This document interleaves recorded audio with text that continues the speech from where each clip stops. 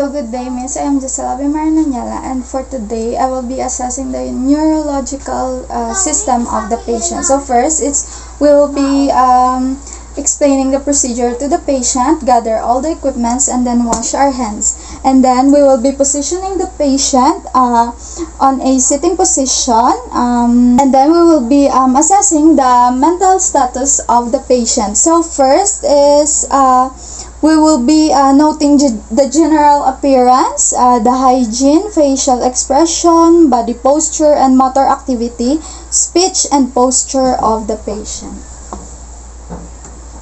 Ma'am, can you get your mask off?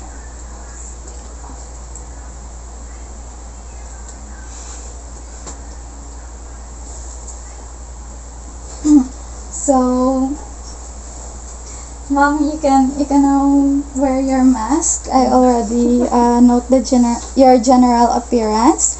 So next is we'll be assessing the degree, wakefulness, alertness, location of full alertness, level 1 down to level 4, which is on the coma. To assess the level of consciousness, we will be clearly describing the patient's response to a various stimuli. So the first is the alertness, which is the patient follows the command, responds appropriately to the stimuli, and then the next is the lethargic, which is in drowsy. The patient is drowsy and has a delayed response to the verbal stimuli. And the next is stuporous, which is it requires vigorous stimulation for a response. And then the last is the comatose, which the patient does not respond appropriately to a verbal or painful stimuli. So next is we will be assessing the appearance and behavior of the patient. Does my patient has a poor hygiene, or we'll be discussing the findings with the family to determine whether this is a change. And then the next step is we'll be assessing for the speech of the patient, which is we'll be listening how well the patient can express herself. So, ma'am, can you express yourself? So, I will be asking some questions to the patient. So, ma'am, are you okay? Do you have any problems on your mental health? No, I'm good, nurse. So, after that, we will be assessing the cognitive function, which is we will be noting the patient's ability to pay attention.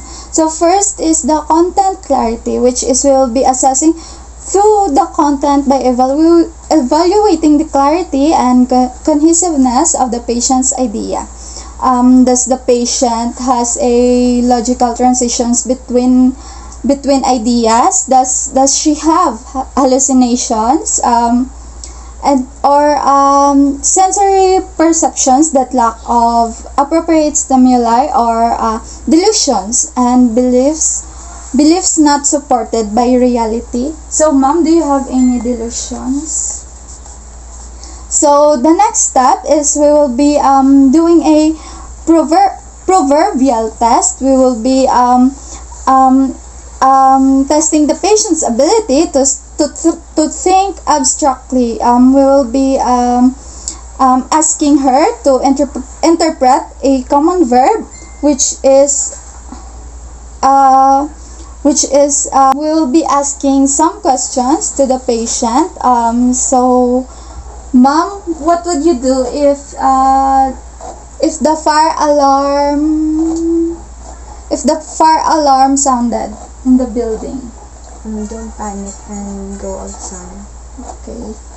So next is the mood of the patient. Throughout the interview, we will be noting the patient's mood, her emotional reliability and stability, and appropriateness of emotional responses. So next is constructional ability. We will be observing the patient's ability to perform simple tasks and various objects. So now, we will be assessing the cranial nerve function of the patient. So the first is the olfactory nerve, which is we will be asking the patient to identify at least two common substances, and then make sure that the patient's nostril are patent before performing this test. So, ma'am, can you close your eyes and take off your mask? And then, can you smell this? Can you tell me what is this? It's ginger. Okay. And then the next, ma'am, can you tell me what is this? Then, Okay. So we will doing it on the other side, on the other part of the nostril of the patient. Next step is the optic nerve, which is we will be testing the visual acuity with Snellen chart, and we will be using a confrontation to assess the visual fields. We will be performing an examination on the optic fundus. So, ma'am, can you say what letter is this? E F P T O Z L P E D P E C F D E D F C Z P F E L O P Z D D E F F O T E C L E F O D F C T F D P L T C E O and P E Z O L G F T S T. So the next is the oculomotor, trochlear, and abducens nerve. We will be assessing those nerves together using corneal reflex test, 6 cardinal position and gaze, and uncover test.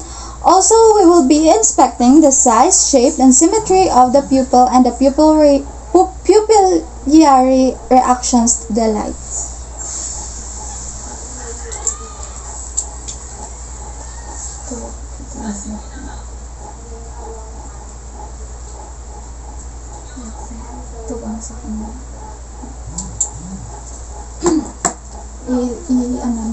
Isend mo. Tulog ko lang.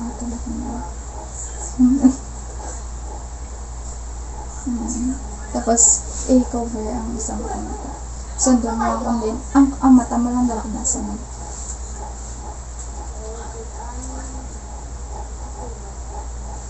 Yak mo. I-cover.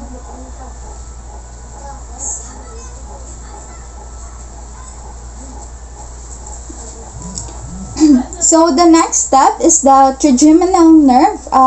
We will be assessing the component of the trigeminal nerve. We will be asking the patient to close his eyes, and then we will be touching her with a wisp of cotton on her forehead, cheek, and jaw on the each sides. And then we will be touching it with the pin. With the safety pin, with the tip of that safety pin, and we will be letting the patient say if what type of things does she feel. Mahambal ka light kung ano ng deep.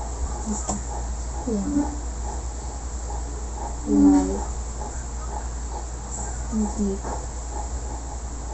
light, deep. And then the next step is that we will be assessing the corneal reflex. We will be touching the wisps of the cotton on the cotton ball on the cornea.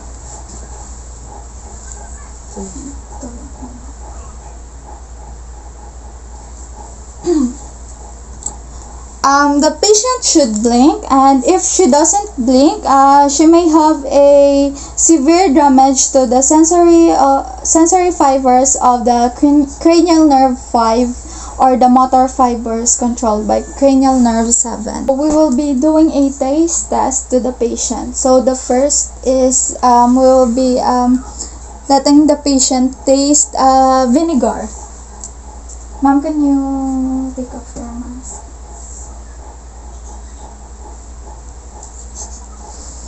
And then next is the sugar.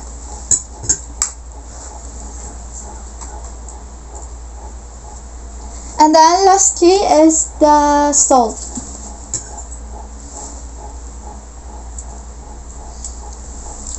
So the next nerve is the acoustic nerve. To assess this, we will be doing a Weber's and Rhines test. So next is the glossopharyngeal and vagus nerve. The glossopharyngeal and vagus nerve are tested together because their innervation overlaps in the pharynx. We'll be listening to the patient's voice. We will then check her gag reflex by touching the tip of the tongue blade against her posterior pharynx and asking her to open wide and say ah.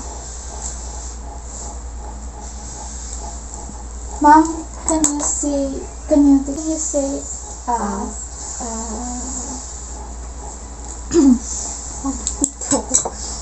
So the next nerve is the sphenial nerve, which will be assessing the sphenial nerve by testing the strength of sternocleidomastoid muscles and the upper portion of the trapezoid muscle. And then we will be the next nerve, and then after that is the hypoglossal nerve. We will be observing the patient's tongue for symmetry. The tongue should be midline without fasciculations. We'll be testing the tongue strength by asking the patient to push her tongue against her cheek as I apply the resistance. So, ma'am, can you take off your mask? Can you push your tongue on your cheeks? I will be putting resistance. And then sa isang side. Can you open your mouth now? So the next assessment is we'll be assessing the sensory function of the patient. We'll be having the patient close her eyes, then touch all the major dermatomes, first with the sharp end of the safety pin, then with the dull end. We'll be proceeding in this order: fingers, shoulders, toes, thighs, and trunk.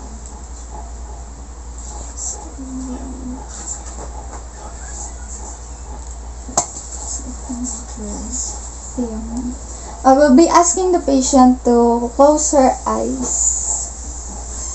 Mom, can you close your eyes?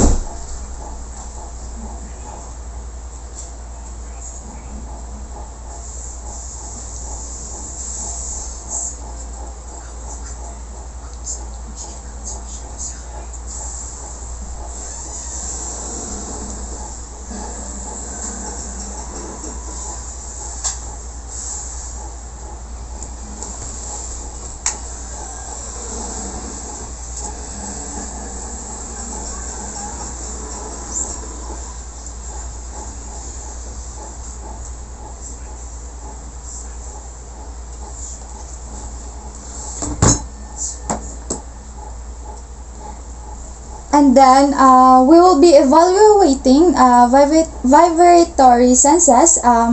We will be applying the base of the vibrating tuning fork on the interpharyngeal joint of the patient.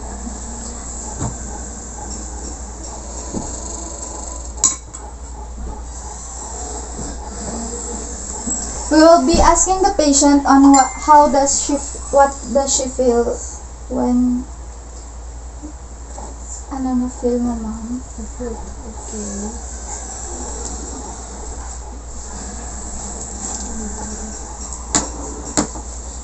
Next is we'll be assessing the position. To be tested for position senses, the patient needs intact vestibular cerebellar function.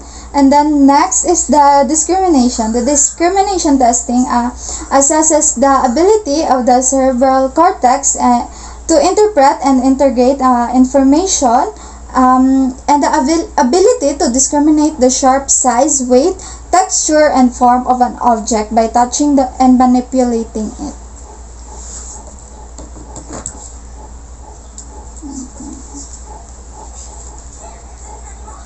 Ma'am, can you close your eyes and I will be touching her. Can you feel the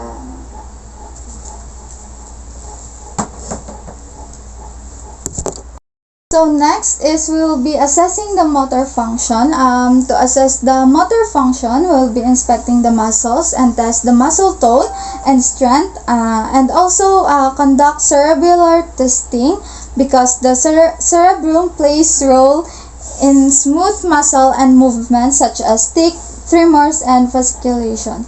So the muscle tone, we will be testing the arm muscle tone movement. Move the patient's shoulder through the passive range of motion exercises. You should feel the slight resistance. Then let the arm drop to the patient's side. It should fall easily. Ma'am, can you flex your arm and then can you move it back easily? And then the muscle strength. We will be observing the patient's gait and motor activities, then ask her to move the muscles and muscle group against resistance. Ma'am, can you stand up? Can you walk, ma'am? Okay, ma'am, you can now sit. And then next is the cerebellum. If the patient can sit and stand without support, we will be observing her walks across the rooms, turns, walks, and backs. Ma'am, can you walk? So, I will be asking the patient to sit again.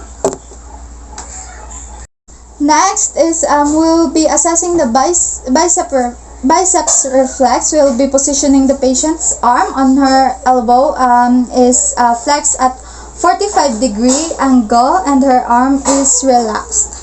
And we'll be placing our thumb and the index finger over the bicep tendons. We will be striking the fingers with the pointed of the reflex hammer and watch and feel for the contraction of the biceps muscles and flexion of the forearm.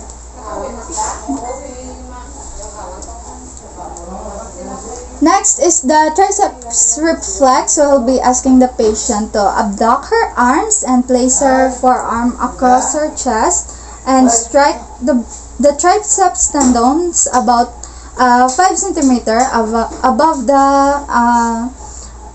5 cm. We will be watching the oxytraction of the triceps muscles and extension of the forearm.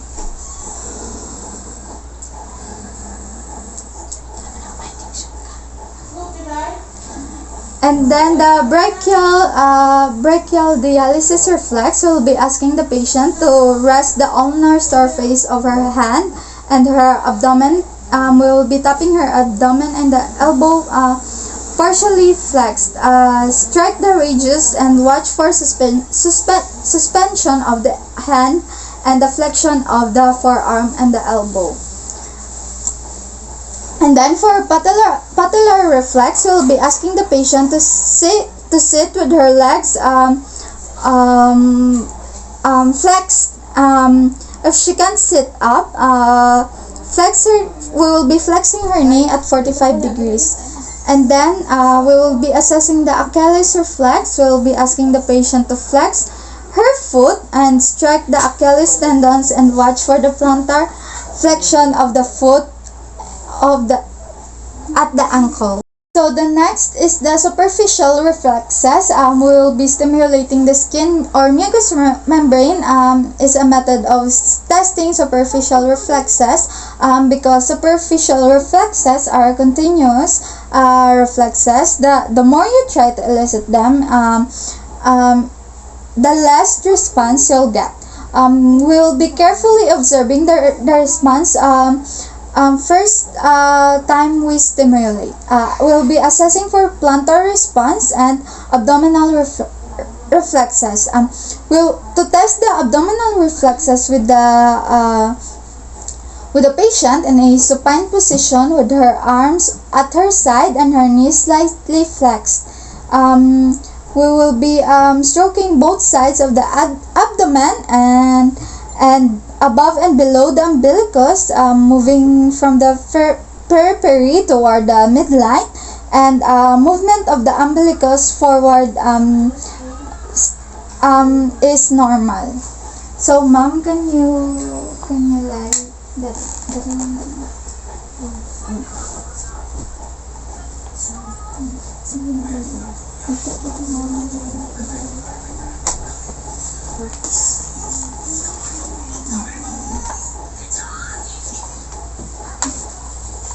Ma'am, can you move to the side? I mean, ma'am, can you move back again to the side? Ma'am, it's okay na na. You can now sit down.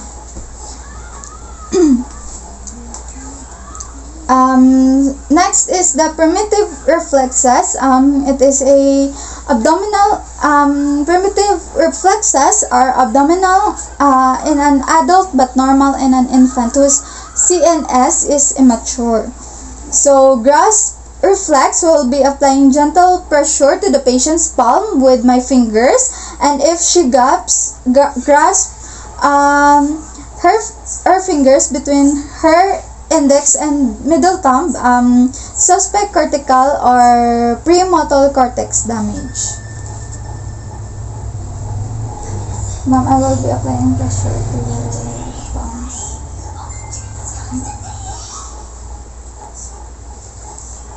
So the next is snout reflex. We will be lightly tapping the patient's upper lip. Pursuing the lip is positive for snout reflex that indicates a frontal lobe damage. Ma'am, can you take off your mask?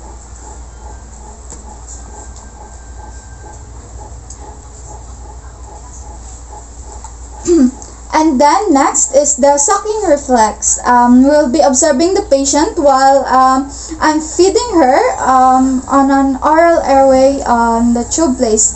And if I see a sucking motion, this indicates a cortical damage. This reflex is commonly seen in the patient with advanced dementia. And then next is the glabellar responses. It is elicited by repeatedly tapping the bridge of the patient's nose. Persistent blinking indicates diffuse cortical dysfunction. Ma'am, can you take off your mask?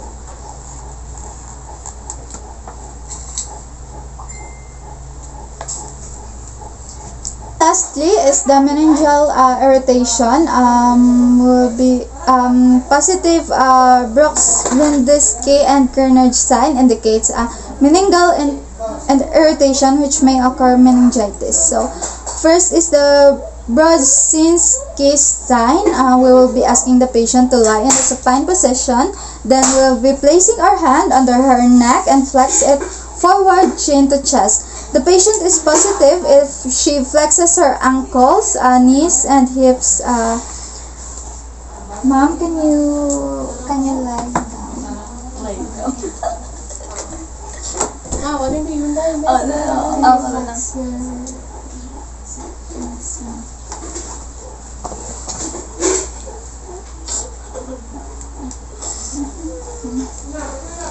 And then we will be doing a Kernig sign, we will be asking the patient to lie in a supine position.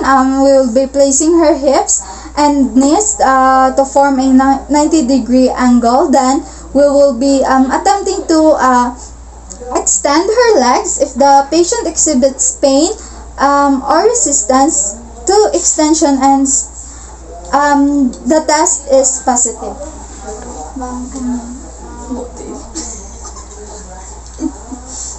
May na-feel ka nga sakit, ma'am. Tiyak mo, ma'am. May na-feel ka nga sakit, ma'am. So, that's it for neurological assessment to the patient.